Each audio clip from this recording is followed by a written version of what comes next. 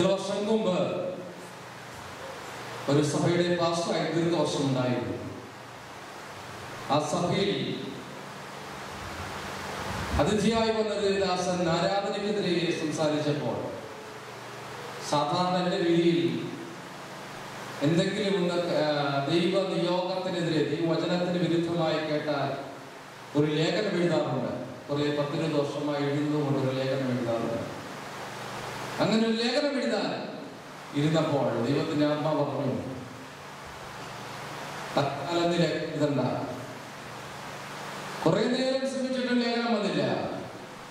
നിർത്തപ്പോൾ പെട്ടെന്ന് ദൈവാത്മാവോട് പറഞ്ഞ 2 വരിയാണ്, ആരാധിപ്പാൻ നിനക്ക് കാരണമുണ്ട്. ആരാധിച്ചില്ലെങ്കിൽ നീ ആരാധിക്കണം. ആര് കൈയടിച്ചില്ലെങ്കിൽ നീ കൈയടിക്കണം. ആരാധിപ്പാൻ കാരണമുള്ളവർ ദൈവത്തെ ആരാധിക്കണം. ഇന്ന് രാത്രി ആരാധിപ്പാൻ കാരണമുള്ള എത്രയോടുണ്ട്? ശക്തിയോടെ ആരാധിപ്പാൻ ജീവിത വഴിയിൽ ദൈവം വല്ലതും ചെയ്തിട്ടുണ്ടെങ്കിൽ ശക്തിയോടെ സ്തോത്രം ചെയ്യാം. യേശു നല്ലവനാണ്. എല്ലാവർക്കും വന്ദനം പറയുന്നു. ഞാൻ ആ പാട്ടിന്റെ പശ്ചാത്തല ഒറ്റ വാക്കിൽ പറയുന്നത് മാത്രമേ ഉള്ളൂ. കർത്താവ് നമ്മെ സഹായിക്കട്ടെ. ഇന്ന് രാത്രി ഈ യോഗം നിയന്ത്രിക്കുന്ന കർത്താവിൽ ബഹുമാന്യ ദേവദാസൻ പാസ്റ്റർ എം.ടി. ജോൺസനായ ദൈവത്തിന് സ്തോത്രം ചെയ്യുന്നു. അദ്ദേഹം പറഞ്ഞതുപോലെ ദീർഘവർഷങ്ങളുടെ പരിചയം ഞങ്ങൾ തമ്മിലുണ്ട്.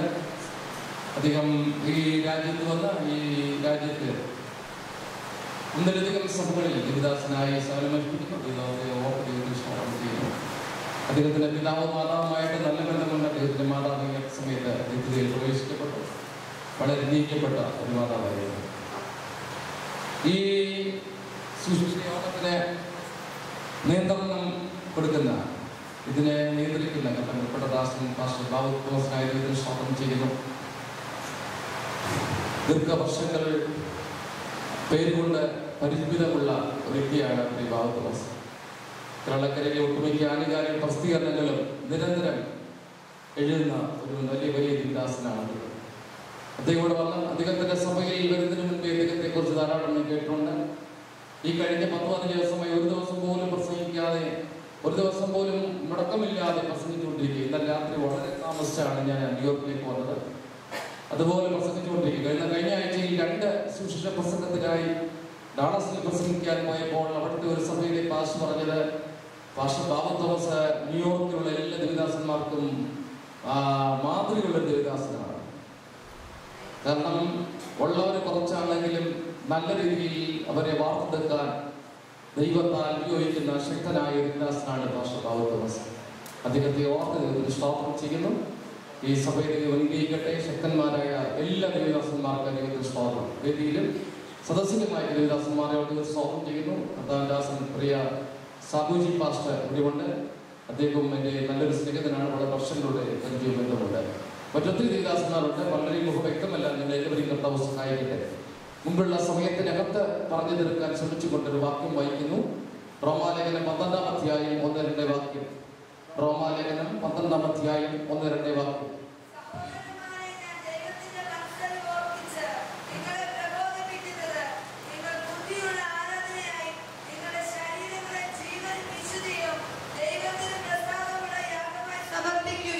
സഹോദരന്മാരെ, ദൈവത്തിന്റെ മനസ്സിനെ ഓർപ്പിച്ച് നിങ്ങളെ പ്രബോധിപ്പിക്കുന്നത്, നിങ്ങൾ ബുദ്ധിയുടെ ആരാധനയായ ശരീരങ്ങളെ ജീവനും വിശുദ്ധിയും ദൈവത്തിന് പ്രസാദമുള്ള യാഗമായി സമർപ്പിക്കും. 2-ാം വാക്യം.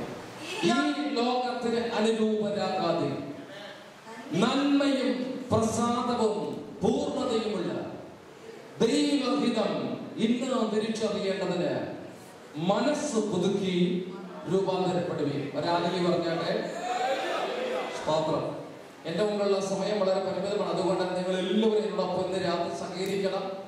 എനിക്ക് നിങ്ങൾ എല്ലാവരെയും സുഖിപ്പിച്ച സന്ദേശം പറയുന്ന രാത്രി എനിക്ക് ആഗ്രഹം ഉണ്ടായിരുന്നെങ്കിലും, പക്ഷേ നിയോഗം കിട്ടിയ വാക്യം ഇതായത് കൊണ്ട് അത്ര വലിയ സുഖമുള്ള സന്ദേശമൊന്നും അല്ല വരുന്നത്. അതുകൊണ്ട് സ്തോത്രം കുറയണ്ട. അപ്പോൾ സ്തോത്രം പറഞ്ഞാൽ ആ വിടുതൽ ഉണ്ടാക്കുന്നത്. അതുകൊണ്ട് നിങ്ങളെ കർത്താവ് സഹായിക്കട്ടെ. റോമാലേഖനത്തിന്റെ പശ്ചാത്തലങ്ങളൊക്കെ നിങ്ങൾ ധാരാളം കേട്ടിട്ടുണ്ട്. എങ്കിലും കൃപയാലത്രേ വിശ്വാസം മൂലം നീതീകരണമെന്ന് മാനവ സമൂഹത്തോട് വിളിച്ചു പറയാൻ അപ്പോസ്തലനായ പൗലോസ് തെരഞ്ഞെടുത്ത ഒരു ലേഖനമാണ് റോമാലേഖനം. വേദചിന്തകന്മാർ പുതിയ നിയമത്തിലെ 5-ാമത്തെ സുവിശേഷമെന്ന് വിളിച്ചു പറയുന്ന അറിയിക്കുന്ന ഒരു ലേഖനമാണ് റോമാലേഖനം. നമ്മെ പഠിപ്പിക്കുവാൻ 12-ാം അധ്യായത്തിലേക്ക് കടക്കുന്ന അപ്പോസ്തലൻ പറഞ്ഞു കൊടുക്കുന്നത് എങ്ങനെയാണ് ദൈവത്തിന്റെ മനസ്സലിവ് ഓർപ്പിച്ച് നിങ്ങളെ പ്രബോധിപ്പിക്കുന്നത്. ദൈവത്തിന്റെ മനസ്സലിവിന്റെ പാത്രീഭൂതം നമുക്ക് തിരിച്ചറിയാൻ കഴിയും. ദൈവമക്കളെ, അതിന്റെ ആഴം വളരെ വലുതാണ്. ഇന്ന് രാത്രി ദൈവത്തിന്റെ മനസ്സലിവിനെ കുറിച്ച് തിരിച്ചറിയ ദൈവമക്കൾ ഇന്ന് രാത്രി ദൈവത്തിന് സ്തോത്രം ചെയ്യാൻ മടി കാണിക്കരുത്. ഒരു മനസ്സലിവും ഇല്ലാത്ത ലോകത്തിൽ കൃപയോ ദൈവത്തിന്റെ മനസ്സലിവ് തിരിച്ചറിയാൻ ഭാഗ്യം ലഭിച്ച ദൈവമക്കൾക്ക് ഇന്ന് രാത്രി സ്തോത്രം പറയുന്നുണ്ട്.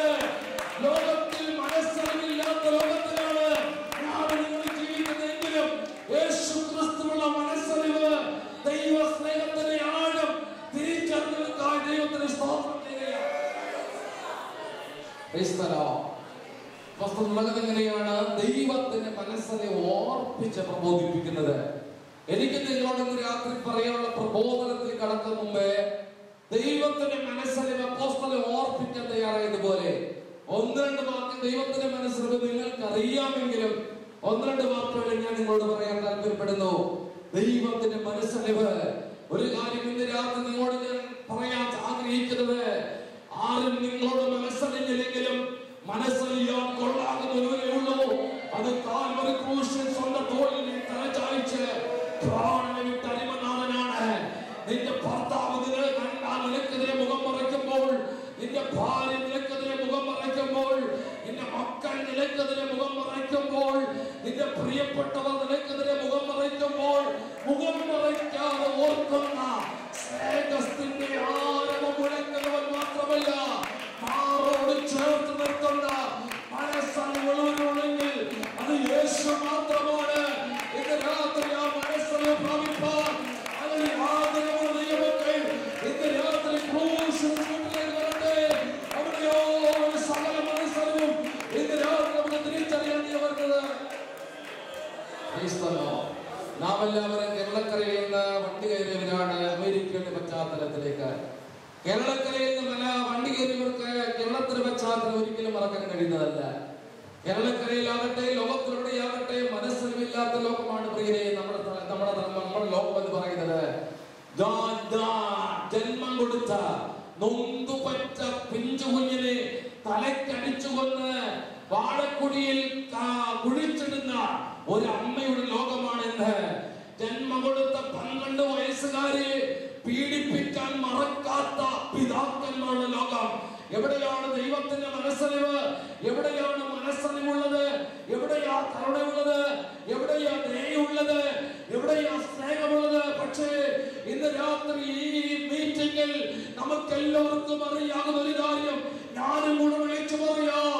ലോകത്തിലെങ്ങും ദയയില്ലെങ്കിലും, ലോകത്തിലെങ്ങും കരുണയില്ലെങ്കിലും, ലോകത്തിലെങ്ങും മനസ്സലിവില്ലെങ്കിലും ക്രൂശിന് ചുവട്ടിൽ മനസ്സലിവുണ്ട്. അവിടെയോ ദൈവസ്നേഹത്തിന്റെ ആഴം ഇന്ന് രാത്രി ഒരു മനസ്സലിവിന് വേണ്ടി, ഒരു കരുണയ്ക്ക് വേണ്ടി, ഒരു ദയയ്ക്ക് വേണ്ടി ആഗ്രഹിക്കുന്ന ആരെങ്കിലും നിന്നെ കേൾക്കുന്നെങ്കിൽ ദൈവത്തിന് യാത്ര വിളിച്ചു പറയുന്നു. നിന്നോട് കാണിപ്പോൾ കഴിയുന്നവൻ ഇവിടെ ഉണ്ട്. അവനെ തിരിച്ചറിയുമോ ഇന്ന് രാത്രി വരട്ടെ. നമ്മുടെ നാട് കേരളക്കര ദൈവത്തിന്റെ സ്വന്തം നാടെന്നാണ് അറിയപ്പെടുന്നത്. പക്ഷേ അതോടൊപ്പം തന്നെ വേറെ പലതിനും 1-ാം സ്ഥാനമുണ്ട് പ്രിയരെ. വേറെ പലതിനും 1-ാം സ്ഥാനമുണ്ട്. കേരളത്തിൽ കവലകളിലാണ് ഞാൻ പ്രസംഗിച്ചു തുടങ്ങിയത്. അതുകൊണ്ട് ഒത്തിരി വർഷം കൊണ്ട് കവലകളിൽ പ്രസംഗിക്കുന്ന ഒത്തിരി പ്രസംഗമുള്ള ചാരിതിരിക്കുണ്ട്. അതുകൊണ്ട് അങ്ങനെ പറഞ്ഞു പോയാൽ ഒത്തിരി കാര്യം പറയേണ്ടി വരും. എനിക്ക് ഈ സന്ദേശങ്ങളോട് പറയണം. ഇന്ന് രാത്രി ദൈവത്തെ അറിയാത്ത, യേശുവിനെ തിരിച്ചറിയാത്ത, രക്ഷിക്കപ്പെടാത്ത ആരെങ്കിലും എന്നെ കേൾക്കുന്നെങ്കിൽ ഉണ്ടെന്നിരിക്കട്ടെ. ഒരു വാക്കിൽ ഞാൻ പറയാം, നിന്നോടുള്ള മനസ്സലിവിന്റെ ദൂതാണ് ഈ ദിവസങ്ങളിലൂടെ മുഴുകുന്നത്. നിന്നോടുള്ള സ്നേഹത്തിന്റെ ദൂതാണ് ഇവിടെ മുഴുകുന്നത്. വേദപുസ്തകം വിഭാവനം ചെയ്യുന്ന ഏറ്റവും വലിയ മനസ്സലിവാണ് സ്വന്തം പുത്രനെ യാതൊരിയാതെ ദൈവത്തോടുള്ള സമത്വം മുറുകെ പിടിക്കാതെ തന്നെത്താൻ താഴ്ത്തി വേഷത്തിൽ മനുഷ്യനായി താണഭൂമിയിലേക്ക് ഇറങ്ങി വന്നത് നിന്നോടുള്ള മനസ്സലിവ് നിമിത്തമാണ്. ഇതുപോലെ മനസ്സലിവുള്ളവൻ ഉലക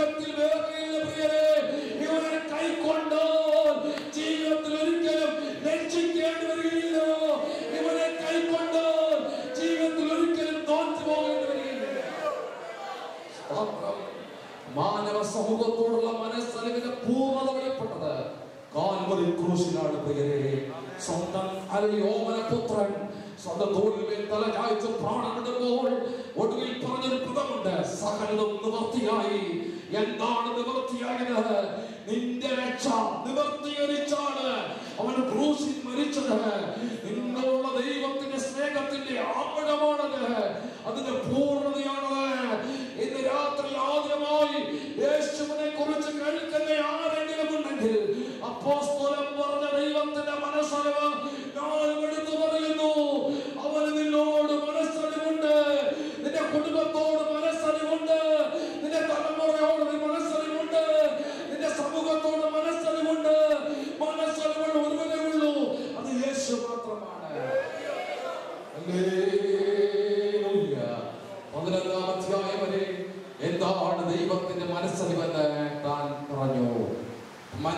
മരണത്തിന്റെ പ്രമാണത്തെ, ലോകത്തിന്റെ പ്രമാണത്തെ, പാപത്തിന്റെ പ്രമാണത്തെ, ദുഷ്ടതയുടെ പ്രമാണത്തെ, നീതി എന്ന പ്രമാണം കൊണ്ട്, മനസ്സറിവെന്ന പ്രമാണം കൊണ്ട്, ക്രൂശിലെ സ്നേഹമെന്ന പ്രമാണം കൊണ്ട് ജയിക്കാൻ പഠിപ്പിച്ച അപ്പോസ്തലൻ ദൈവത്തിന്റെ മനസ്സറിവ് എന്താണെന്ന് പഠിപ്പിച്ചു. 11-ാം അധ്യായം വരെ 12-ാം അധ്യായത്തിലേക്ക് ഇറങ്ങുമ്പോൾ താൻ ഇങ്ങനെ പറയും, ദൈവത്തിന്റെ മനസ്സറിവ് ഓർപ്പിച്ചുകളെ പ്രബോധിപ്പിക്കുന്നത് നിങ്ങൾ ബുദ്ധിയുള്ള ആരാധനയായി നിങ്ങളുടെ ശരീരങ്ങളെ ജീവനും വിശുദ്ധിയും ദൈവത്തിന് പ്രസാദമുള്ള യാഗമായി സമർപ്പിക്കുകയും ഈ ലോകത്തെ രൂപരാകാതെ നന്മയും പ്രസാദവും പൂർണ്ണതയുമുള്ള ദൈവഹിതം ഇന്ന് തിരിച്ചറിയുകയും.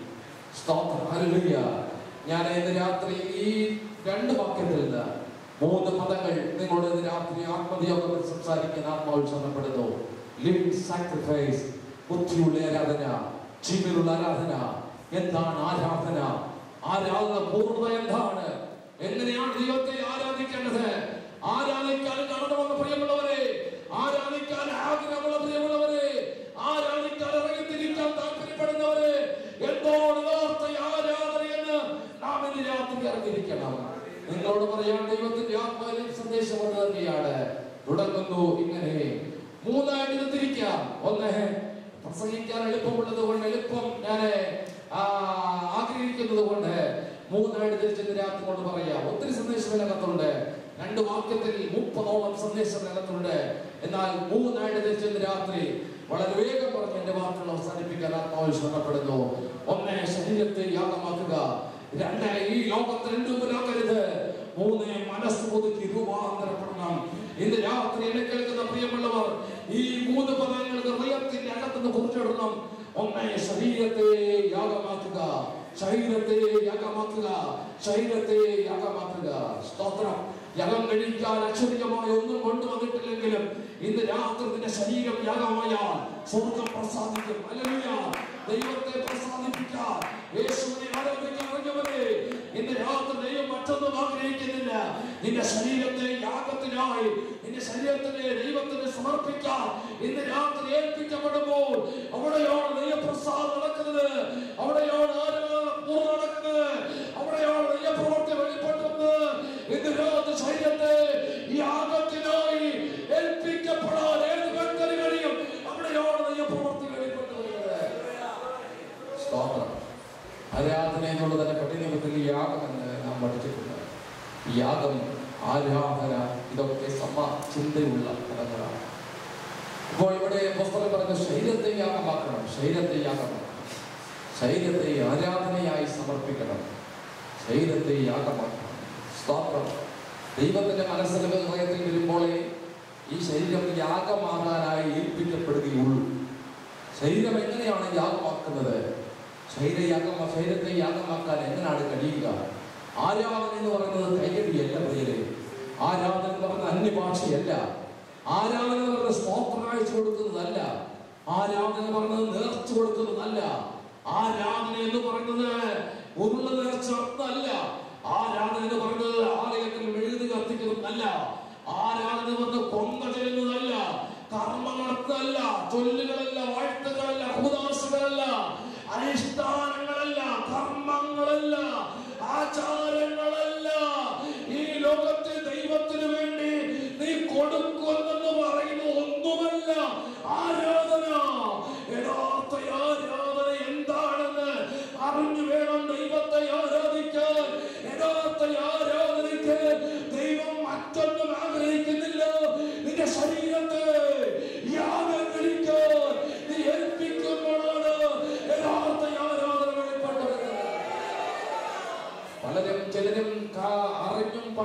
പഠിപ്പിച്ചിരിക്കുന്നത് എന്തെങ്കിലുമൊക്കെ ചെയ്തു തീർക്കുന്നത് ആരാധനയെന്ന്. അതല്ല പ്രിയരെ ആരാധന.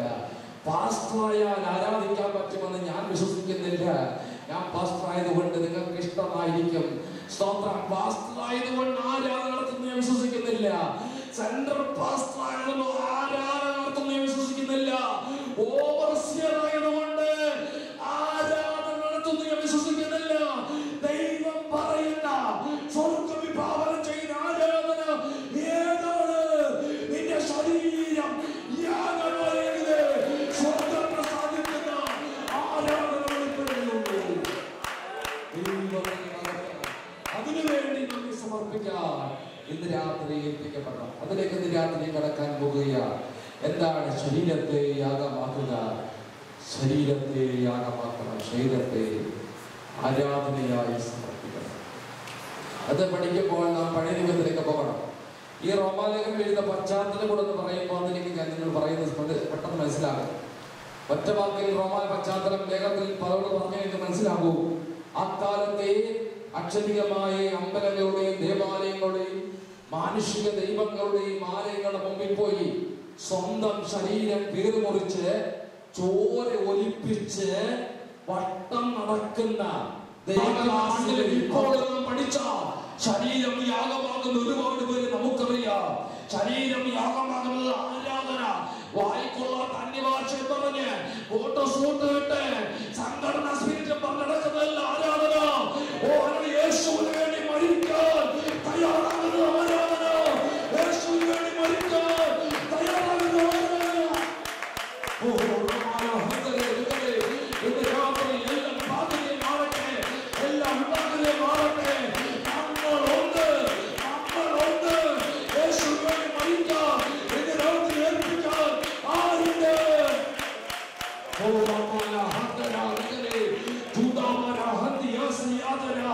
യേശുവിനുള്ള നാമത്തിൽ ഇന്ന് രാത്രി ആഴമേറിയ പ്രവൃത്തി ഈ തലമുറയിൽ ചിലരെ യേശുവിന് വേണ്ടി മരിക്കാൻ തയ്യാറാകട്ടെ.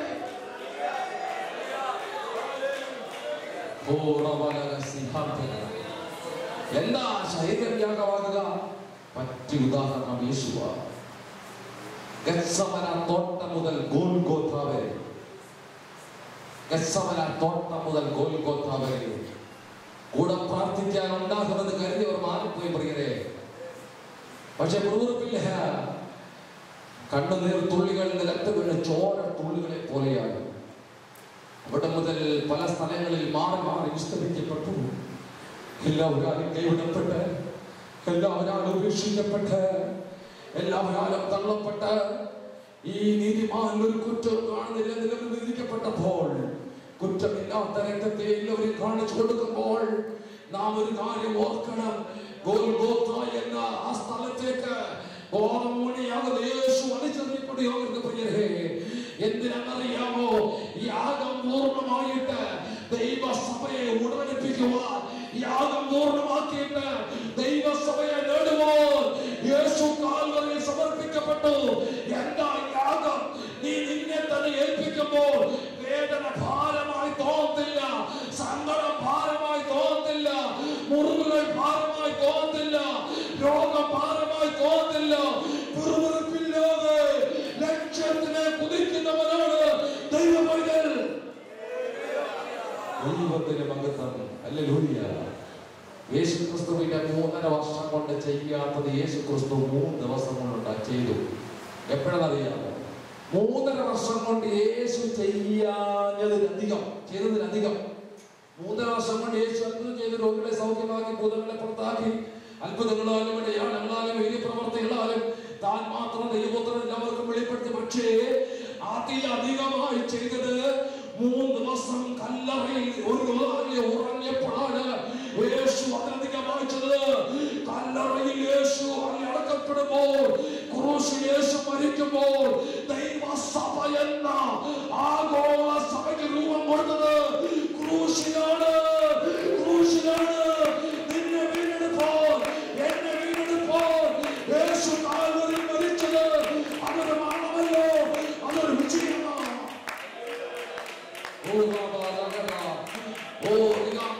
ക്രൂശ് ഒരു പരാജയമല്ല, ക്രൂശ്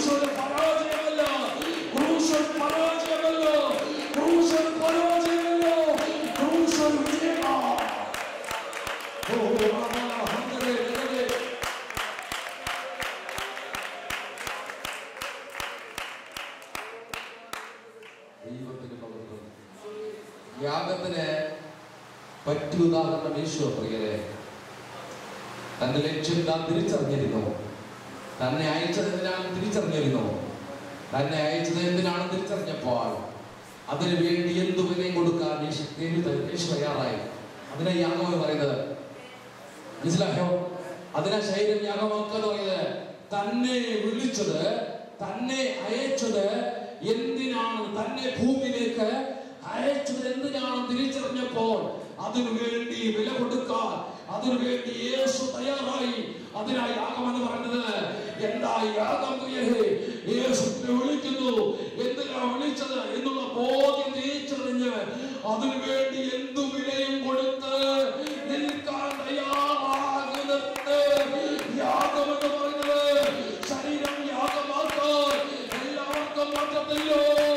അതിനോട് ദൈവത്തോട് നല്ല ബന്ധമുണ്ടെങ്കിലേ, യേശുവിനോട് നല്ല ബന്ധമുണ്ടെങ്കിലേ, ദൈവരാജ്യത്തോട് നല്ല ബന്ധമുണ്ടെങ്കിലേ ശരീരം യാഗമാക്കാനായി കഴിയുള്ളൂ.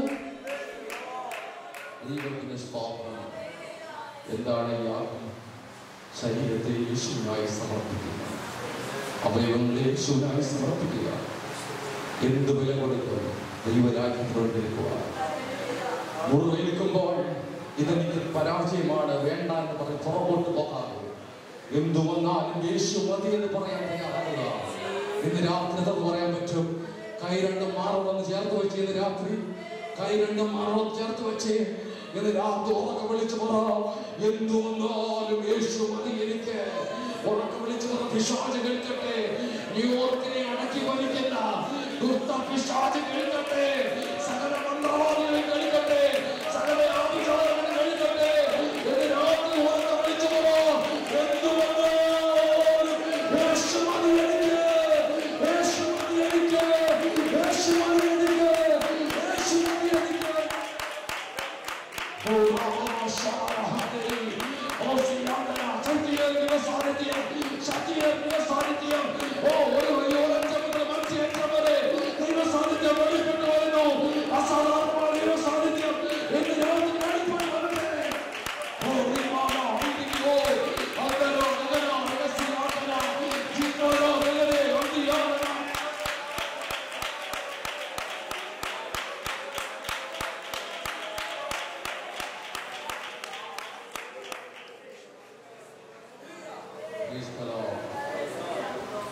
നിങ്ങളും ഞാനും ഒക്കെ അറിഞ്ഞ സംഭവം ഇഷ്ടംപോലുണ്ട്.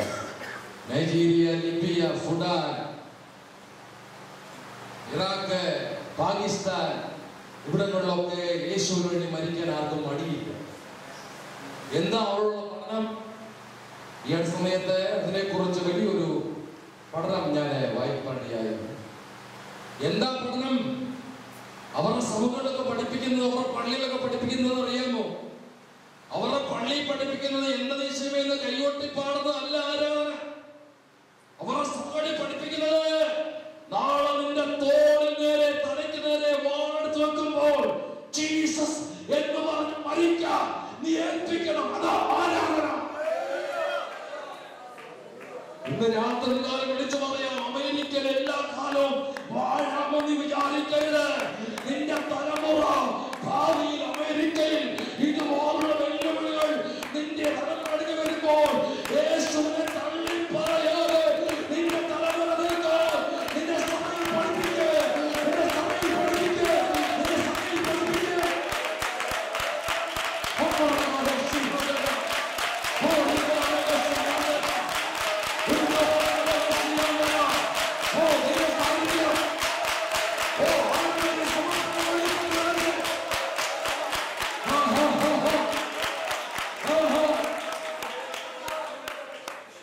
ലോകത്തെ കീഴ്മേൽ മറിക്കുന്ന, അമേരിക്ക കീഴ്മേൽ മറിക്കുന്ന, യേശുവിന് വേണ്ടി മരിക്കാൻ തയ്യാറാകുന്ന തലമുറകൾ ഈ സഭയിൽ എഴുന്നേൽക്കട്ടെ, ഈ രാജ്യത്തിൽ എഴുന്നേൽക്കട്ടെ.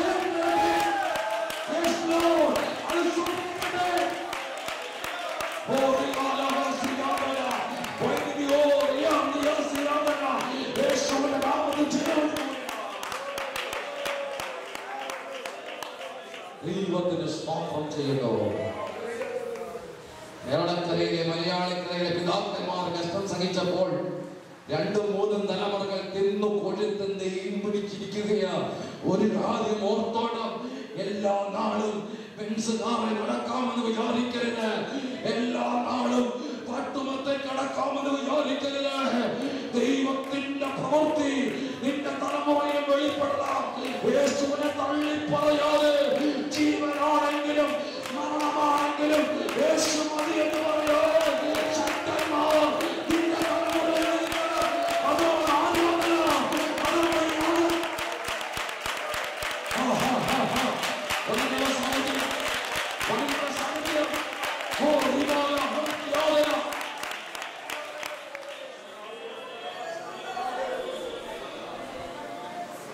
കഴിഞ്ഞ 10-14 ദിവസമായി ഞാൻ ഒരു ദിവസമില്ലാതെ പ്രസംഗിച്ചുകൊണ്ടിരിക്കുക. പക്ഷേ എനിക്ക് പല രാത്രി ഓർക്കാൻ കഴിഞ്ഞിട്ടില്ല. സോഷ്യൽ മീഡിയകളിലും ചാനലിലൂടെ കണ്ട ഫോട്ടോകൾ എനിക്ക് ഓർക്കാൻ വന്നിട്ടില്ല. അതിൽ ഏറ്റവും എനിക്ക് എന്റെ ഹൃദയത്തെ കുത്തുടച്ചൊരു ഫോട്ടോ ഉണ്ട്. സ്വന്തം പിതാവിന്റെ കഴുത്ത് വെട്ടാൻ സ്വന്തം പിതാവിന്റെ കൈ രണ്ടും പുറകോട്ട് കൂട്ടിക്കെട്ടി മുമ്പോട്ട് ചാരിയത്തെ കഴുത്ത് വെട്ടുമ്പോൾ 8 വയസ്സുകാരൻ മകൻ അടുത്തുനിന്ന് വിളിച്ചു പറയുന്ന പദം ജീസസ് ജീസസ് ജീസസ്. അതാണ് വിശ്വാസം, അതാണ് ആരാധന, അതാണ് വിശ്വാസം, അതാണ് യേശുവിൽ നിൽക്കാൻ പറയുന്നത്. 8 വയസ്സുകാരുടെ വിശ്വാസം പെന്തക്കോസ്തുകാർക്കില്ല. 8 വയസ്സുകാരുടെ വിശ്വാസം ക്രിസ്തീയ തലമുറയ്ക്കില്ല പോയി.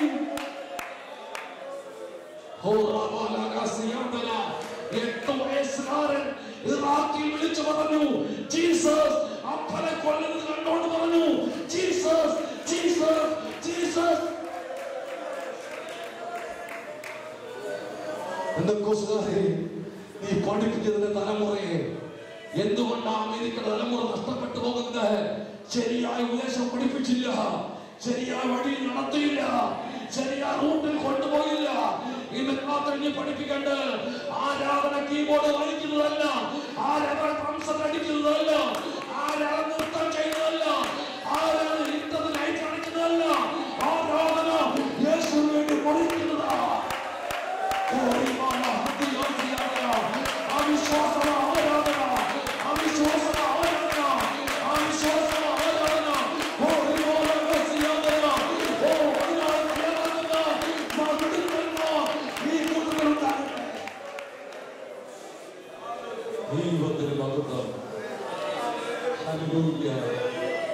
എനിക്ക് അടുത്ത 2 പോലുള്ള പറയണമെന്നുള്ളത് എന്താ? ശരീരത്തെ യാഗമാക്കുക. ശരീരത്തെ ജീവനും വിശുദ്ധിയും ദൈവത്തിന് പ്രസാദമുള്ള യാഗമായി സ്ഥാപിക്കുക. അന്യഭാഷ ദൈവത്തിന് ഇഷ്ടമാണെങ്കിലും വിശുദ്ധിയും ദൈവത്തിന് പ്രസാദവുമുള്ള യാഗമായി മാറണമെങ്കിൽ യേശുവേ, ഞാനിതാ നിൽക്കുന്നു നിനക്ക് വേണ്ടി. സുവിശേഷ പോർക്കളത്തിൽ നിനക്ക് വേണ്ടി മുമ്പോട്ട് കുതിക്കാം. ഈ പോർക്കളത്തിൽ പുറകോട്ട് വീണ് മരിക്കുന്നവരല്ല, ഈ പോർക്കളത്തിൽ മുൻപോട്ട് വീണ് വീരമൃത്യു മരിക്കുന്ന ഭക്തനാണ് ഞാൻ. അതാ ദൈവത്തിന് പ്രസാദമുള്ള യാഗം, അതാ ദൈവത്തിന് വിശുദ്ധിയുള്ള യാഗം, അതാ ജീവനുള്ള യാഗം. കൈയടിയല്ല ജീവൻ, കൈയടിയല്ല വിശുദ്ധി, കൈയടിയല്ല ദൈവത്തിന് പ്രസാദം. അതിനപ്പുറം പ്രിയരെ, അതിനപ്പുറം പ്രിയരെ, നിന്റെ വിളി നീ അറിയാതിരിക്കരുത്, നിന്റെ വിളി നീ അറിയാതിരിക്കരുത്, നിന്റെ വിളി നീ അറിയാതിരിക്കരുത്. നിന്റെ വിളി ഉന്നത വിളിയോ, മഹാവിളിയോ, മഹാനിയോഗമോ. അത് ചെറിയ വിളിയല്ല, ചെറിയ നിയോഗമല്ല, വലിയ വിളിയാ. ഈ വലിയ വിളി എന്തിനാ? കൈയടിച്ച് അവസാനിപ്പിക്കാനുള്ളതല്ലോ. യേശുവിന് വേണ്ടി പുസ്തകം എടുത്ത് മാറോട് ചേർത്ത് വെച്ച് ജീവനാണെങ്കിലും നാണമാണെങ്കിലും യേശു മതി എന്ന് പറയാൻ കഴിയുന്ന ഭക്തന്റെ വിളിയോ ഉന്നത വിളി. യേശുവിന്റെ നാമത്തിൽ ജയമെടുക്കുന്നു. ഞാൻ ആ ഭാഗം വിടുന്നു. 2ാമത്തെ പാട്ടിലേക്ക് കിടന്നു. 1 ശരീരത്തിൽ യാഗമാക്കുക, 2 ഈ ലോകത്തിന് രൂപരാകരുത്. ഈ ലോകത്തിന് രൂപരാകരുത്. അടുത്ത കൈയോട് പറഞ്ഞു ഈ ലോകത്തിന് രൂപരാകരുത്. പിടിച്ചു കുലുക്കി പറ, ഈ ലോകത്തിന് രൂപരാകരുത്. ഉറങ്ങിക്കുന്ന ചാനെ പിടിച്ചു കുലുക്ക്. ഈ ലോകത്തിന് രൂപരാകരുത്. രാത്രി 2 മണിക്ക് ഞാൻ ആൽപ്പി വന്നത് ഉറക്കം കൂടുതലുണ്ടായിട്ടില്ലെന്ന് പ്രസംഗിക്കുന്നത്. പിടിച്ചു കുലുക്കിയിട്ട് പറ, ഈ ലോകത്തിൽ രൂപരാകരുത്.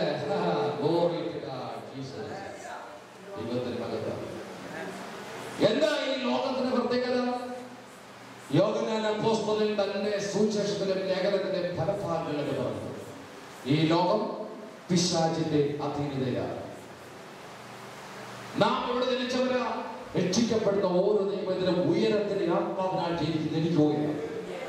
അതേ അപ്പോസ്തലൻ പറയുന്നത്, നമ്മുടെ പൗരത്വമോ സ്വർഗത്തിലാകുന്നു, നമ്മുടെ പൗരത്വമോ സ്വർഗത്തിലാകുന്നു, അവിടേക്ക് നാം മടങ്ങി പോകേണ്ടതുമാകുന്നു.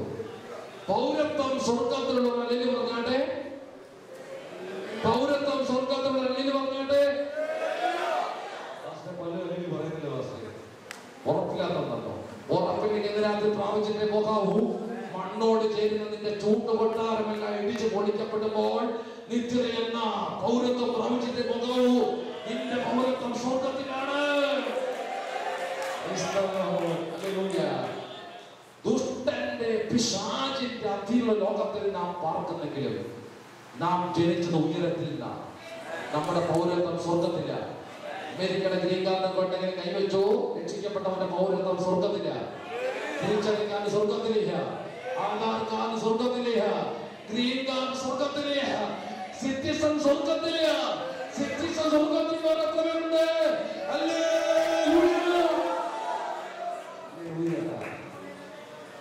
വിളിക്കുന്ന ദുഷ്ടന്റെ അതിനുള്ള ഭൂമിയിലുണ്ട്.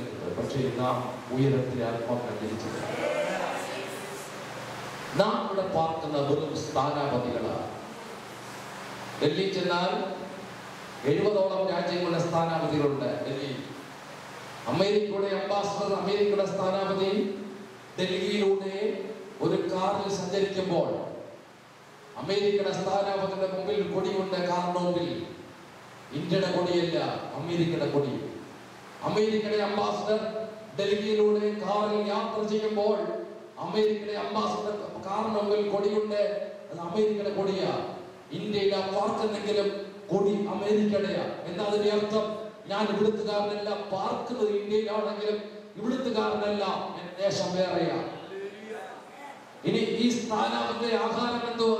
വടാപ്പാവ് റൊട്ടിയൊന്നും അല്ല, വടാപ്പാവ് റൊട്ടിയുടെ ആലുവൊന്നും അല്ല. ഇന്ത്യയിലെ പാർക്കുന്നെങ്കിലും അമേരിക്കൻ അംബാസഡറുടെ ആഹാരം വടാപ്പാവ് റൊട്ടിയൊന്നുമല്ല, കത്തി മുള്ളുകൊണ്ട് കൊത്തി പറക്കി തിന്നുക. അത് കാണുമ്പോൾ അറിയാം ഇവിടുത്തുകാരനല്ല, ഇവൻ അവിടുത്തുകാരനാ. ഈ സംസാര ഭാഷ എന്തുവാ? ഭാഷ കേൾക്കുമ്പോ അറിയാം ഇവിടുത്തുകാരനല്ല. കൊങ്കണും കൊങ്കണിയും മലയാളവും മറാഠിയും ഒന്നും അല്ല. അവന്റെ ഭാഷ കേട്ടാൽ അറിയാം, അവന്റെ യാത്ര കണ്ടാൽ അറിയാം, അവന്റെ വസ്ത്രധാരണം കണ്ടാൽ അറിയാം, അവന്റെ രീതി കണ്ടാൽ അറിയാം, അവന്റെ പോക്ക് കണ്ടാൽ അറിയാം, അവന്റെ പൊടി കണ്ടാൽ അറിയാം, അവന്റെ വ്യവഹാരം കണ്ടാൽ അറിയാം, അത് കണ്ടാൽ അറിയാം ഇവൻ വിളിക്കുകാരനല്ലോ, ഇവൻ ലോകത്ത് പോരാ.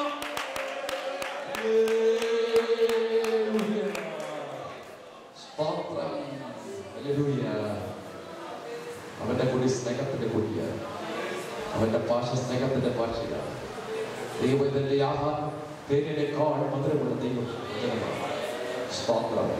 പ്രിയമുള്ളവരെ, നാമെല്ലാം താൽക്കാലിക പ്രവാസികളാണ്. ദൈവമക്കൾ താൽക്കാലിക കൂടാരം വിട്ട് പൊളിഞ്ഞു പോകേണ്ടവരാണ്. കൂടാരമാകുന്ന ഭവനം അഴിഞ്ഞു പോയാൽ കൈപ്പടിയല്ല, നിത്യമായ ഭവനങ്ങളുടെ സ്വർഗത്തോട് നാം അറിയുന്നു, ദാനമുണ്ടെന്ന് നാം അറിയുന്നു. താൽക്കാലിക പൊളിയുന്ന കൂടാരത്തിൽ പാർക്കുന്ന പ്രവാസികളാണ് നമ്മൾ. അമേരിക്കക്കാരൻ പ്രവാസികളല്ല. കേരളത്തിലെ മുഖ്യമന്ത്രി പണം കിട്ടാൻ വേണ്ടി വിളിക്കുന്നതേ ഉള്ളൂ. അമേരിക്കക്കാരൻ പ്രവാസികളല്ല. അമേരിക്കൻ പ്രവാസികളല്ല. കാരണം അമേരിക്കയിൽ വരുന്നവർ തിരിച്ചു പോകുന്നത് ഞങ്ങളെപ്പോലുള്ള ഉപദേശിമാരേ ഉള്ളൂ. കാരണം വിസിറ്റിംഗ് അമേരിക്കയിൽ വന്ന സ്ഥിരം വിസയ്ക്ക് വന്ന ആരും തിരിച്ചു പോയിട്ട് കാരണം ചരിത്രമില്ല. 1-2 പേരേ ഉള്ളൂ പോയിട്ടുള്ളത്. വന്നു കഴിഞ്ഞാൽ ബാക്കിയുള്ളവരെ ഇങ്ങോട്ട് കൊണ്ടുവന്ന് ഇവിടെ വീട് മേടിച്ച്, ഇവിടെ വസ്തു മേടിച്ച്, ഇവിടുത്തെ കാറെല്ലാം മേടിച്ച്, ഇവിടുത്തെ വണ്ടി മേടിച്ച്, ഇവിടുത്തുകാരെ പോലെ ജീവിക്കുന്ന ഇവിടുത്തെ അമേരിക്കക്കാരെയാണ് പ്രവാസിയാകുന്നത്. പ്രവാസി എന്ന് പറയുന്ന ഗൾഫിലുള്ളവർ. കാരണം ഗൾഫിൽ ജോലി ചെയ്യാൻ പോയി ഒറ്റയാള് പോലും അവിടെ വസ്തു മേടിച്ചാൽ അറിവില്ല. ഞാനൊരു 10-16 വർഷം പ്രവാസി കഴിഞ്ഞു. ആദ്യം പറഞ്ഞത് ഒരു 10-16 വർഷം ഞാൻ പ്രവാസിയായി. പ്രവാസിനുഭവം എല്ലാം അറിയാം. പ്രവാസി ഗൾഫിൽ പോകുന്ന പ്രവാസി 50 വർഷം അവിടെ പാർത്താലും അവിടെ സ്വന്തമായി വസ്തു മേടിച്ചിട്ടില്ല, അവിടെ സ്വന്തമായി കെട്ടിടം പണിതിട്ടില്ല. തന്റെ പ്രിയപ്പെട്ടവരെ കൊണ്ടുപോകുന്നെങ്കിലും വേഗത്തിൽ നാട്ടുപൊയ്ക്കോളാൻ പറയും. സമ്പാദ്യം ഒരിക്കലും അവിടെ ഉപയോഗിക്കാറില്ല. സമ്പാദ്യമെല്ലാം സ്വന്തം നാട്ടിലാണ് ഉപയോഗിക്കുന്നത്. ഒരു പ്രവാസിയായ ഗൾഫുകാരൻ വീട് പണിയുന്ന നാട്ടിൽ, ബാങ്കിൽ പൈസ ഇടുന്ന നാട്ടിൽ, തന്റെ പ്രിയപ്പെട്ടവരെല്ലാം നാട്ടിൽ, അവനാ പറയുന്നത് പ്രവാസിയാണെന്ന്. അമേരിക്കയിൽ നമ്മൾ ആദ്യം ഇവിടെ വീട് പണിച്ചു, പിന്നെ ഇവിടുത്തെ ബാങ്കിലെല്ലാം അക്കൗണ്ട് എടുത്തു, കിട്ടുന്നതല്ല ഇവിടെ തരിക. പിന്നെ ഇവിടുത്തെ അങ്ങനെ പ്രവാസിയാണെന്ന് ഭാഷ, ഇവിടുത്തെ പ്രവാസിയാണെന്ന് ഭാഷ അല്ല. സത്യം ഒരാളെങ്കിലും പറഞ്ഞല്ലോ. ഒരിക്കൽ ഒരു പാസ്റ്ററോട് ഞാൻ ചോദിച്ചതുപോലെ, പാസ്റ്റർ പ്രവാസിയാണെന്ന പാസ്റ്റർ അങ്ങനെ അറിയത്തില്ലല്ലോ. അത്ര പ്രവാസി എന്ന് പറഞ്ഞാൽ താൽക്കാലിക വാസത്തിന് വേണ്ടി വന്നവരെയാണ് പ്രവാസി എന്ന് വിളിക്കുന്നത്. ഞാനൊരു 10-14 വർഷം പ്രവാസിയായിരുന്നു. തിരുവനന്തപുരം എയർപോർട്ടിൽ പോകുമ്പോഴേ പ്രവാസിയുടെ വേദന എന്താ. ഗൾഫിൽ പോയിട്ട് അച്ചാറുണ്ട്, നമുക്ക് മനസ്സിലാകും. തിരുവനന്തപുരം എയർപോർട്ടിൽ ജോലി ചെയ്യുന്ന സമയത്തും പ്രസംഗിക്കുന്നതൊക്കെ തുടങ്ങിയ ശേഷവും ഉപദേശിയായതിനു ശേഷവും ഒരു 10-55 പ്രാവശ്യം തിരുവനന്തപുരം എയർപോർട്ടിൽ ഞാൻ പൊങ്ങിയിട്ടുണ്ട്. തിരുവനന്തപുരം എയർപോർട്ടിൽ നോക്കുമ്പോൾ അകത്തൊരു വേദന. ഭാര്യ നാട്ടി, മക്കളെ നാട്ടി, അപ്പൻ നാട്ടി, അമ്മ നാട്ടി, പ്രിയപ്പെട്ടവരുടെ നാട്ടി. പിന്നെ അതൊന്ന് മാറാൻ ഹോം സിക്ക് എന്ന് പറയാം ലോകത്തിന്റെ പേര്. പ്രവാസിക്ക് എപ്പോഴും ഹോം സിക്ക് ഉണ്ടാകും. ഇവിടുത്തെ പ്രവാസികളൊന്നും ഹോം സിക്ക് ഇതിനെ കണ്ടില്ല. പ്രവാസി എഴുതില്ലേ പറഞ്ഞേ ഒറ്റത്തിൽ ഹോം സിക്ക് വന്നിട്ടില്ല. എന്താ ഹോം സിക്ക്? സ്വന്തം വീടിനെ കുറിച്ചുള്ള വിചാരം. അതല്ലേ ഭാഷ ഹോം സിക്ക്? അല്ലേ ഭാഷ? അത് ഹോം സിക്ക്. ഹോം സിക്ക് എന്ന് പറഞ്ഞാൽ ആ രോഗം പെന്തിക്കോസുകാർക്ക് വന്നാൽ ആ പെന്തിക്കോസുകാർ രക്ഷപ്പെട്ടു. വീടിനെ കുറിച്ചുള്ള വിചാരം ഹോം സിക്ക്. തിരുവനന്തപുരം എയർപോർട്ടിൽ നിന്ന് പോകുമ്പോൾ ഒരു ഹോം സിക്കാ, വീടിനെ കുറിച്ച് വിചാരം. ഇനി അവിടെ ചെന്നിട്ട് ജോലി ചെയ്ത് നാട്ടിലേക്ക് പോകാൻ നമ്മുടെ വെക്കേഷൻ ഓക്കെ ആയിരിക്കട്ടെ. 6 മാസം മുമ്പ് ലീവ് ലെറ്റർ കൊടുത്തു, വെക്കേഷൻ ഓക്കെ ആക്കി. അപ്പം മുതൽ ഓരോന്ന് മേടിച്ചു കൊടുക്കുന്നത്. എന്ത്? അപ്പനൊരുടുപ്പ്, അപ്പനൊരു ടോർച്ച്, അമ്മയ്ക്കൊരു സാരി, പെണ്ണുമ്പോഴേക്ക് പ്രത്യേക സാധനങ്ങൾ, പിന്നെ പെങ്ങൾക്ക് പ്രത്യേക ഒരു പെട്ടി. പെങ്ങന്മാർ ചോദിക്കുകയും ചെയ്യും. 6 മാസം മുമ്പ് കുറേശ്ശെ മേടിക്കും. നിങ്ങളുടെ ഇരിപ്പുകൊണ്ട് നിങ്ങൾ മേടിച്ചു തുടങ്ങിയിട്ടില്ല നിങ്ങൾ. ഗ്ലോറി. അതിനർത്ഥം എന്താ? നിങ്ങൾക്ക് പോകണ്ട, അമേരിക്കക്കാർക്ക് പോകണ്ട, അതുകൊണ്ട് ഇത്ര ടോർച്ച് മേടിച്ച് അമേരിക്കക്കാർക്കില്ല. ഗ്ലോറി. മനസ്സിലായോ? അവസാനം നാട്ടിലേക്ക് വരുന്നതിന്റെ തലേന്ന് ഒരു പെട്ടികെട്ടുണ്ട്. പെട്ടികെട്ട് കൂട്ടുകാരിലാണ് വന്ന്, സ്നേഹിതരിലാണ് വന്ന്, ചാർച്ചക്കാർ, ബന്ധുക്കാരോട് ഞങ്ങളൊരു പെട്ടികെട്ടുണ്ട്. പെട്ടികെട്ട് എയർപോർട്ടിൽ കൊണ്ട് യാത്ര അയക്കാതിന് തൊട്ടടുത്ത ആഴ്ച നാട്ടിൽ വരുന്ന കൂട്ടുകാരനുണ്ടെങ്കിൽ പറഞ്ഞൊരു പദമുണ്ട്, അളിയ പൊറ്റു, നമുക്ക് ഇവിടെ കാണാം. എന്താ അതിന്റെ അർത്ഥം അറിയാം? പ്രവാസിയുടെ വാക്കുകളായതല്ല. പ്രവാസി എന്താ പറയുന്നത്? പ്രിയമുള്ളവരെ, കള്ളനും തുരുമ്പും കൊണ്ടുപോകാത്തതും ഈ ലോകത്തിൽ നഷ്ടപ്പെടാത്തതും അന്ത്യക്രിസ്തു കൊണ്ടുപോകാത്തതുമായ നിത്യതയ്ക്കായി നീ സമ്പാദിക്കണം. അവിടെയോ നിന്റെ സമ്പാദ്യം ഉണ്ടാകേണ്ടത്. ഇനി കാലങ്ങൾ തോന്നിയില്ല. പെട്ടുകെട്ടും പ്രിയരെ. ഞാനിപ്പോ മണലൊക്കെ വെക്കുക, എന്റെ പെട്ടുകെട്ടും, എന്റെ മൂക്കിന് മഞ്ഞ് വെക്കും, എന്റെ കാലം കൂട്ടിക്കെട്ടും, എന്റെ താടിയും കൂട്ടിക്കെട്ടും, പെട്ടുകെട്ടും. എല്ലാവരുടെയും പെട്ടുകെട്ടുന്ന ഒരു സമയമുണ്ട് പ്രിയരെ. ചാർച്ചക്കാരും, ബന്ധുക്കാരും, കുടുംബക്കാരും അത് പെട്ടുകെട്ടും, പ്രവാസികൾ പെട്ടുകെട്ടും. എന്നിട്ട് പ്രത്യാശയുള്ളവൻ പറയുന്നൊരു പദമുണ്ട്, പൊക്കൂ, പേർ വിളിക്കും കാണും, എന്റെ പേരും നമുക്ക് അവിടെ കാണാം. അതാ പ്രവാസിയുടെ വാക്ക്. ഇന്ന് രാത്രി എത്ര പേർക്ക് പറയാൻ പറ്റും? പേർ വിളിക്കും നേരം എന്റെ പേര് കാണും, പേർ വിളിക്കും നേരം എന്റെ പേര് കാണും, പേർ വിളിക്കും നേരം എന്റെ പേര് കാണും. നമുക്ക് ഇവിടെ കാണും, പത്രോസിനെ കാണും, പൗലോസിനെ കാണും, അപ്പൊല്ലോസിനെ കാണും, യാക്കോബിനെ കാണും, സ്നേഹിതന്മാരെ കാണും. പ്രവാസിയെ, നിന്റെ പ്രത്യാശ മങ്ങിപ്പോകരുത്. യേശുവിന്റെ നാമത്തിൽ ചെയ്യുന്ന വാക്കുകൾ അവസാനിപ്പിക്കാൻ സമയമായി വരുന്നു. പ്രവാസി ഈ ലോകത്തിന്റെ മുമ്പിലാണ്. ഈ ലോകത്തെ നമുക്ക് സ്വീകരിക്കാൻ ഒന്നുമില്ല പ്രിയരെ. ഈ ലോകം അഴിവും പൊളിയും തകരും. യോഹന്നാൻ അപ്പോസ്തലൻ എഴുതുമ്പോൾ 10 ഭാഗത്ത് പറഞ്ഞു, ഈ ലോകത്തുള്ളതിനെ സ്നേഹിക്കരുത്. ഈ ലോകം പൊളിയും, ഈ ലോകം അഴുകും, ഈ ലോകം തകരും, ഈ ലോകം ഇളകും, ഈ ലോകം സമൂല മാറ്റം വരും. പക്ഷെ ഇളകാത്തൊരു രാജ്യം നമുക്കുണ്ട്. ഈ ലോകം വിശ്വസിക്കുന്ന സൂപ്പർ സ്റ്റാറുകളില്ല, ഹീറോകളില്ല. വിശ്വസിക്കാൻ കൊള്ളാകുന്ന ഒരുവരെ ഉലകത്തിനുള്ളൂ. അത് മറ്റോ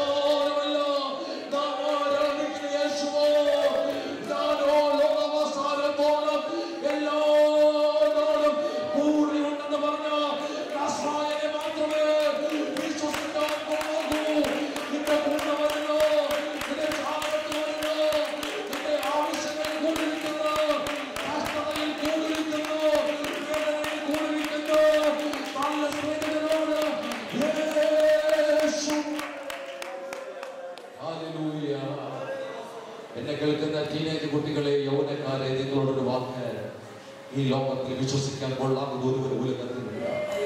വിശ്വസിക്കാൻ കൊള്ളാവുന്ന ഒരുവരേ ഉള്ളൂ, അത് യേശു. അവന്റെ കൂടെ വരും, യേശുവിന്റെ കൂടെ വരും. നീ ഒറ്റയ്ക്ക് യാത്ര ചെയ്യണ്ട, നീ ഒറ്റയ്ക്ക് യാത്ര ചെയ്യണ്ട. വിശ്വസിക്കാൻ തുണയായി കൂടെ നിൽക്കുന്ന നല്ല സ്നേഹിതനാ യേശു. അവൻ നല്ല സ്നേഹിതനാ. നിന്റെ അപ്പന് പകരം അപ്പനായി, നിന്റെ അമ്മയ്ക്ക് പകരം അമ്മയായി, നിന്റെ കൂട്ടുകാരന് പകരം കൂട്ടുകാരനായി, നിന്റെ രഹസ്യങ്ങളും പരസ്യങ്ങളും ഒരുപോലെ പങ്കുവെക്കാൻ കൊള്ളാകുന്ന ഒരുവർ ഉലകത്തിലുണ്ടെങ്കിൽ അത് യേശു മാത്രമോ.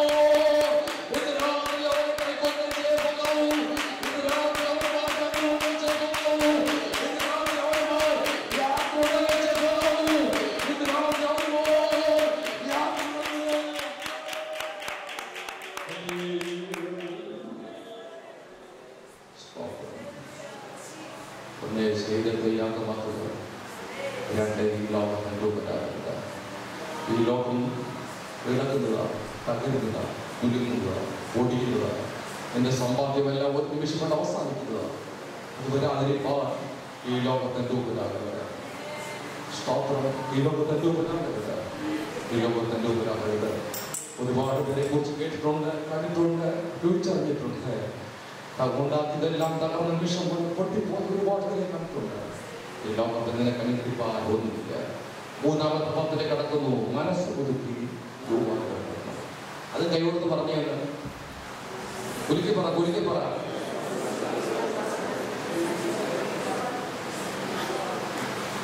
മനസ്സ് പുതുക്കിയെങ്കിലേ രൂപാന്തരം നടക്കൂ. മനസ്സ് പുതുക്കിയെങ്കിലേ രൂപാന്തരം നടക്കൂ. എത്ര പ്രസംഗം കേട്ട് ഇതുകൊണ്ടൊന്നും പുതുക്കിയിട്ടുണ്ടോ? പഴയ കുപ്പിയിൽ പുതിയ ഇറങ്ങാൻ പറഞ്ഞിരിക്കുകയില്ലേ? പഴയ കുപ്പിയിൽ കൊണ്ട് ഗ്ലോറി. പഴയ കുപ്പിക്കകത്ത് പുതിയത് പകരാൻ പറ്റത്തില്ല. പ്രിയരെ, മനസ്സ് പുതുക്കണം. എത്ര പ്രസംഗം കേട്ട് ഇതുവരെ ഒരു പ്രാവശ്യം പുതുക്കിയിട്ടുണ്ടോ? പുതുക്കിയിരുന്നെങ്കിൽ രൂപാന്തരം നടന്നേനെ. രൂപാന്തരം എന്ന വാക്കിന്റെ മലയാള പദങ്ങളിലെ അർത്ഥം മാറ്റമല്ല, മാറ്റം, ചേഞ്ച്. ക്രിസ്തീയ ജീവിതത്തിലെ ചേഞ്ചാണ് മനസ്സ് പുതുക്കുമ്പോൾ ഉണ്ടാകുന്നത്. മനസ്സ് പുതുക്കിയ രൂപാന്തരം നടക്കും. ക്രിസ്തീയ ജീവിതം രൂപാന്തരത്തിന്റെ ജീവിതമാണ്. രക്ഷിക്കപ്പെടുന്നതോടെ ആരംഭിച്ച് മേഘപ്രതിഷ്ഠ അല്ലെങ്കിൽ ക്രിസ്തുവിൽ മറിയുക, അവിടെ കൊണ്ട് തീരുന്ന രൂപാന്തരത്തിന്റെ ലൈഫാണ് ക്രിസ്തീയ ജീവിതം എന്ന് പറയുന്നത്. സ്തോത്രം. ഞാൻ സമയം നോക്കിയപ്പോൾ സമയം ഒരുപാടായി. അവിടെ ഇനി പ്രസംഗിക്കുന്ന സമയത്ത് അത് ഉദാഹരണത്തിൽ മാത്രം അവസാനിപ്പിക്കാൻ ശ്രദ്ധിച്ചേ. മനസ്സ് പുതുക്കി രൂപാന്തരം നടക്കുന്നത് എങ്ങനെയാണെന്ന് പ്രസംഗിക്കാൻ സമയം കണ്ടെത്താൻ ഉദാഹരണം അവസാനിപ്പിക്കാൻ പോവുകയാണ്. ഇങ്ങോട്ട് നോക്കിയോ, എന്റെ മോത്രം നോക്കിയോ, ഉദാഹരണം പറയാൻ പോവുകയാണ്. അനുഭവിച്ചിട്ടുണ്ടോ? മോളെ അനുഭവിച്ചിട്ടുണ്ടോ? അത് വിഷയമില്ലേ? ആദ്യം മോളോട് പറഞ്ഞ രുചിയെന്ന് പറഞ്ഞു, എന്റെ രുചിയെന്ന് പറഞ്ഞു, അമ്മോട് പറഞ്ഞ രുചിയെന്ന് പറഞ്ഞു. അനുഭവിച്ചിട്ടുണ്ടോ മലയാളികളെ? നല്ല രുചിയല്ലയോ? എന്തോ ടേസ്റ്റാ. നാട്ടിൽ പോകുന്ന ആൾക്കാരോട് പറഞ്ഞുണ്ടാക്കി കൊണ്ടുവരും. അല്ലെങ്കിൽ മഴക്കടയിലൊക്കെ മേടിക്കാൻ കിട്ടും. അലുവ മലയാളിക്ക് മാത്രം അവകാശപ്പെടാൻ പറ്റുന്നതായി അലുവയുടെ നല്ല സുഖവും. തമിഴിന് ഇത് കണ്ടുണ്ടാക്കാൻ നോക്കി റബ്ബർ പോലെ ഇരിക്കുക, കന്നഡക്കാരൻ ഉണ്ടാക്കാൻ നോക്കി വെള്ളം പോലെ ഇരിക്കുക, ഭാഷ വെള്ളം പോലെ ഇരിക്കുക. പക്ഷെ മലയാളി ഉണ്ടാക്കിയപ്പോഴേ ശരിയായോളൂ അലുവ. ഭയങ്കര രുചിയാണ്. കഴിക്കാത്തൊരു ഷുഗർ ഉള്ളവരാണ് മേടിച്ച് കഴിക്കാതിരുന്നാൽ മതി. ഇനി ഇത് ഉണ്ടാക്കുന്ന അറിയാമോ? ഉണ്ടാക്കുന്ന എങ്ങനെയാണെന്ന് പഠിക്കുമ്പോൾ രൂപാന്തരം എങ്ങനെയാണെന്ന് പൂർണ്ണമാകും. എന്നോട് ചോദിക്കണം, ഉണ്ടാക്കുന്ന എങ്ങനെയാണെന്ന് കേട്ടോളാം. ചേരുവകളൊന്നും എന്നോട് ഇപ്പൊ ചോദിക്കരുത്. യോഗം കഴിഞ്ഞ് സമയമുണ്ടെന്ന് ചോദിച്ചാൽ മതി. ഞാൻ ഉണ്ടാക്കുന്ന രീതി പറഞ്ഞുതരാം. ചേരുവകളെല്ലാം കൂടെ ചേർത്ത് ഒരു പറ്റിയ പാത്രത്തിൽ, നമ്മുടെ നാട്ടിൽ അണ്ടാവുന്നോ ഉരുളി എന്നൊക്കെ പറയും, പറ്റിയ പാത്രത്തിൽ കലക്കി വെക്കുമ്പോൾ വെളുത്തിരിക്കും. എന്നിട്ട് പാത്രത്തിന് പറ്റിയ അടുപ്പുണ്ടാക്കണം. ശ്രദ്ധിക്കണേ, ശ്രദ്ധിച്ചെങ്കിൽ ഈ ഉദാഹരണം മനസ്സിലാവൂ. പാത്രത്തിന് പറ്റിയ അടുപ്പ്. വലിയ പാത്രവും ചെറിയ അടുപ്പുവാണെങ്കിൽ എന്ത് ചെയ്യും? പാത്രം പറയും ചെറിയ അടുപ്പാണെന്ന് പറയും. വലിയ പാത്രവും ചെറിയ അടുപ്പുവാണ്. ഇനി ചെറിയ പാത്രവും വലിയ അടുപ്പുവാണെങ്കിലോ അടങ്ങി പോകും. അതുപോലെ ഇരിക്കുന്നിരിപ്പ് അടങ്ങി പോകും. ഇനി പാകത്തിന് അടുപ്പുണ്ടാക്കണം. എന്നിട്ട് തീ കത്തിക്കണം. ഒന്ന് പറഞ്ഞേ, കത്തിക്കണം. നിന്ന് കത്തോണം കത്തിക്കണം. ചിലരെ നാളെ കത്തിക്കും, കത്ത് കത്തും. പണ്ട് ഓർമ്മയുണ്ടോ? അഭിഷേകം പ്രായം കുടുംബത്തിൽ അവിടെ പാകിൽ പോയത് ഓർക്കുന്നുണ്ടോ? പിന്നെ ഒരിക്കലും കത്തിയിട്ടുണ്ടോ? പാട്ട് നിന്ന് പാടി, ഇരുന്ന് പാടി, കുനിഞ്ഞിന്ന് പാടി, ടെമ്പറടിച്ചു പാടി, കത്തിയിട്ടേ ഇല്ല. ഒരിക്കൽ കത്തിയതാ, പിന്നെ കത്തിയിട്ടില്ല. ഇത് നിന്ന് കത്തണം, നിന്ന് കത്തണം. ആദ്യം മുതൽ അവസാനം വരെ നിന്ന് കത്തിയെങ്കിലേ സംഭവം ഓക്കെയാവൂ. ഇത് ഉപവാസ പ്രാർത്ഥനയ്ക്ക് കത്തും പാസ്റ്ററെ, പിന്നെ കാത്തിരിക്കുന്നതിന് കത്തും, പിന്നെ കോൺഫറൻസിന് കത്തും, പിന്നെ ഇപ്പൊ കൺവെൻഷന് കത്തും, പിന്നെ കത്തണം ഇടയ്ക്ക് പിന്നെ മങ്ങിപ്പോവുക. പള്ളിയിൽ പഠിക്കുമ്പോൾ ആലയത്തിലെ വിളക്ക് കെട്ടുപോകാതിരിക്കേണ്ടതിന് ഇടിച്ചെടുത്ത ഒലിവെണ്ണ ഒഴിച്ചുകൊണ്ടേയിരിക്കണം. ഒരിക്കലും കെടാത്ത തീയായി നിന്റെ അഭിഷേകം നിറയണം, നിന്ന് കത്തണം. ഈ അടുത്ത പ്രക്രിയ അടുത്ത പ്രക്രിയ സഹോദരിമാർക്ക് ഒത്തുകറിയാത്ത പ്രക്രിയല്ലേ? ഇളക്കണം. ഒന്ന് പറഞ്ഞേ, ഇളക്കണം. ഒരാളിളക്കിയാ പോരാ, രണ്ടാളിളക്കിയാ പോരാ, മൂന്നാളിളക്കിയാ പോരാ, കുറഞ്ഞതൊരു 4 പേരെങ്കിലും വേണം. അല്ലെങ്കിൽ ഇളക്ക് ശരിയാവത്തില്ല. എന്താ കാര്യം അറിയാമോ?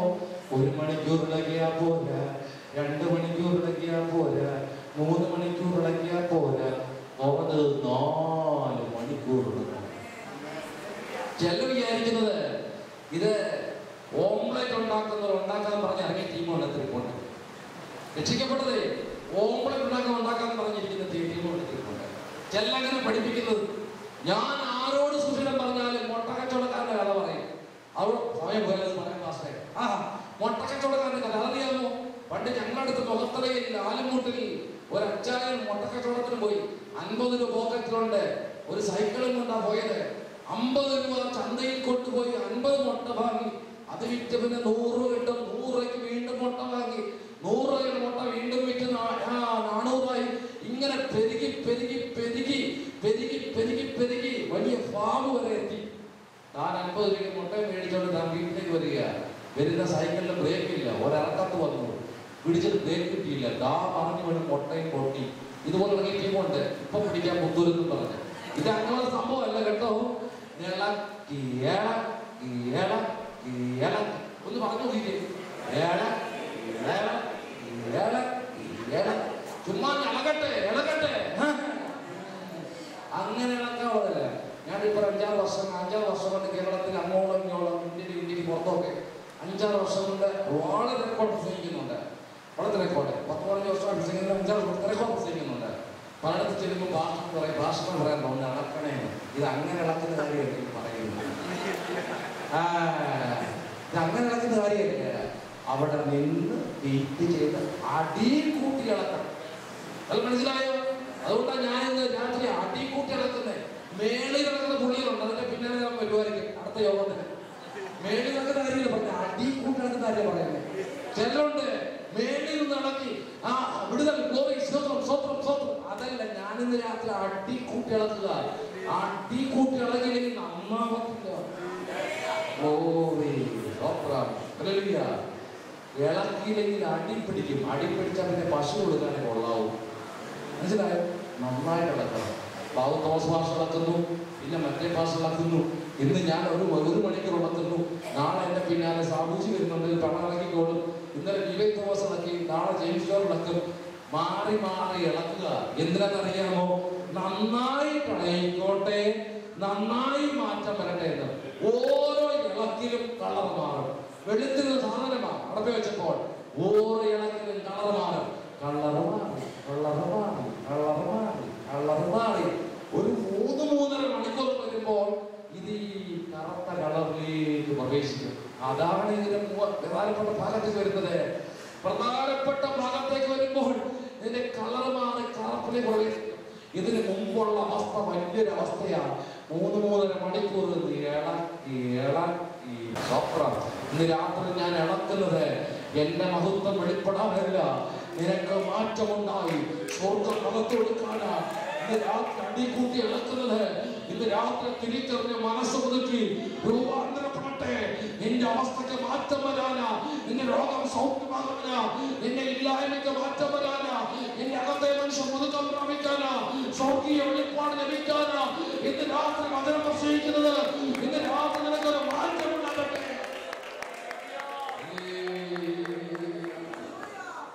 ദൈവത്തിന് സ്വാഗതം.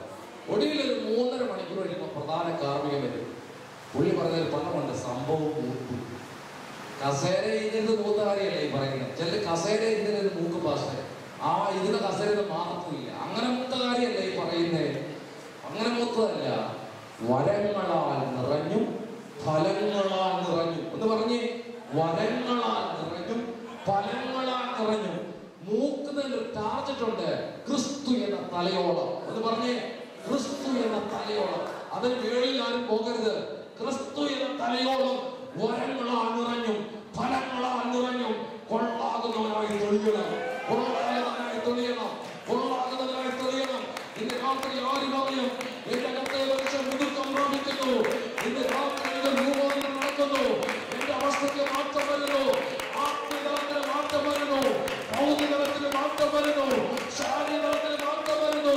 യേശുവിന്റെ അധികാരമുള്ള നാമത്തിൽ ഇന്ന് രാത്രി യേശുവിന്റെ നാമത്തിൽ മാറ്റത്തിനായി ജനത്തോട് ഞാൻ കൽപ്പിക്കുന്നു. യേശുവിന്റെ നാമത്തിൽ രൂപം നടക്കട്ടെ.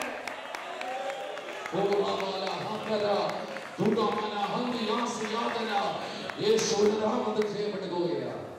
ഒടുവിൽ പ്രധാന കാർമ്മികൻ പറഞ്ഞൊരു പദമുണ്ട്, നമുക്ക് പോരാ. എന്താ അർത്ഥം അറിയാമോ? യാഗം കഴിച്ചെന്നോട് നീ യേശുദന്മാരി എങ്കിൽ കൂടുന്ന ശബ്ദം കാഹളം കേൾക്കും, മരിച്ചവരശനായി ഉയർക്കും. തന്നെത്താൻ പണിത് മനസ്സുമുതുക്കി രൂപാന്തരപ്പെടുത്തിയ ഭക്തന്മാരെ ചേർക്കാൻ യേശു പ്രിയരേ. അതാണ് നമ്മുടെ പ്രത്യാശ. നാം വായിക്കുന്നു, കർത്താവ് ഗംഭീരനാഥത്തോടും പ്രകാശത്തിന്റെ ശബ്ദത്തോടും ദൈവത്തിന്റെ കാലത്ത് സ്വർഗ്ഗത്തിൽ നിറഞ്ഞു വരികയും ക്രിസ്തുവിൽ മരിച്ചവർ മുമ്പ് ഉയർത്തെഴുന്നേൽക്കുകയും പിന്നെ ജീവനോടെ ശേഷിക്കുന്നവരായ നാം രൂപാന്തരപ്പെട്ട് അന്ന് രൂപാന്തരം നടക്കണമെങ്കിൽ ഇന്ന് രൂപാന്തരം നടന്നേ മതിയാകുള്ളൂ. യേശു മധ്യാകാശത്തിൽ വരുമ്പോൾ നിനക്ക് രൂപാന്തരം നടക്കണമെങ്കിൽ ഇന്ന് രൂപാന്തരം നടന്നേ മതിയാകുള്ളൂ. ഇന്നൊരു രൂപാന്തരത്തിനായി നിന്നെ തന്നെ ഏൽപ്പിച്ചാൽ യേശു വരുമ്പോൾ നിനക്ക് രൂപാന്തരം നടക്കണം. യേശു വരാറായ എല്ലാ കണ്ണുമടയ്ക്കാം. നമുക്ക് എഴുന്നേൽക്കാൻ ദൈവസന്നിധിയിൽ നമുക്ക് ഒന്നിച്ച് ദിവസം എല്ലാ കണ്ണു ദിവസമടയ്ക്കാം. യേശു വരാറായി, യേശു വരാറായി, കാഹളം ധരിക്കാറായി, മരിച്ചവരായി ഉയർക്കാറായി. നിനക്കൊരു രൂപാന്തരം നടക്കണമെങ്കിൽ ഇന്ന് രാത്രി രൂപാന്തരത്തിനായി ഏൽപ്പിച്ചു കൊടുക്കേ, ദൈവസ്ഥലിൽ സമർപ്പിക്കേ. യേശുവിന്റെ നാമത്തിൽ ഒരു മാറ്റമുണ്ടാകട്ടെ, ഒരു മാറ്റമുണ്ടാകട്ടെ, ഒരു മാറ്റമുണ്ടാകട്ടെ. എല്ലാ കരങ്ങളും ചലിക്കട്ടെ, എല്ലാ യന്ത്രങ്ങളും ചലിക്കട്ടെ, എല്ലാ യന്ത്രങ്ങളും തുറന്ന് ഇത് രാവിലെ സ്തോത്രം ചെയ്യാം.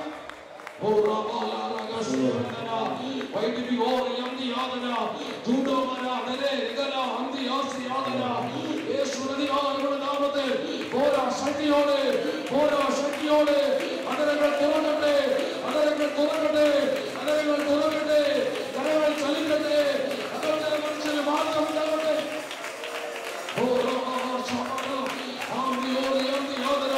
ഇന്ന് രാത്രി യേശുവിനെ കൊടുത്ത രാത്രി, ഇന്ന് രാത്രി മാറ്റപ്പെട്ട രാത്രി, ഇന്ന് രാത്രി വിടുതലിന്റെ രാത്രി, ഇന്ന് രാത്രി സൗഖ്യത്തിന്റെ രാത്രി, ഇന്ന് രാത്രി ഉയർത്തുന്ന രാത്രി. അയ്യോ